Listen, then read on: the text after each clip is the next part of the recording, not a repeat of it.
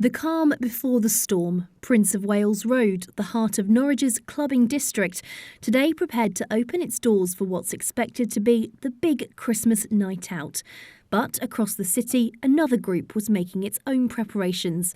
At the East of England Ambulance Services call centre in Helston, extra staff are on hand for what they're billing Black Friday. Yeah, Dave, can you just have a look? Have we got any serious incidents going on at the moment?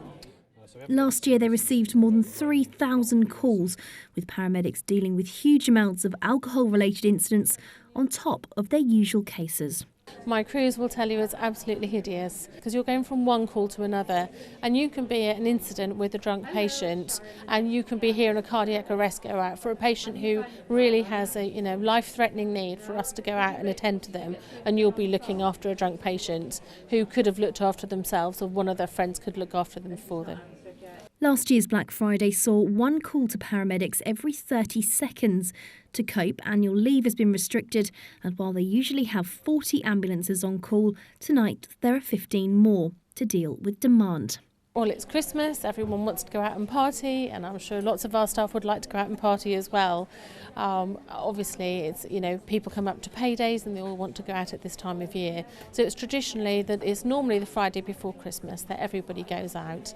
Of course, then we see lots and lots of drunk people, and we're making a plea for those people to look after themselves, look after your friends, not get so drunk, have a good time, keep yourself hydrated, eat before you go out, and make sure that you don't end up in an ambulance at the end of the night. With Christmas this year falling on a Sunday, there's the added pressure of 2 Black Fridays, with the 23rd expected to be just as busy. One of the things taking the pressure off the trust, though, is the SOS bus.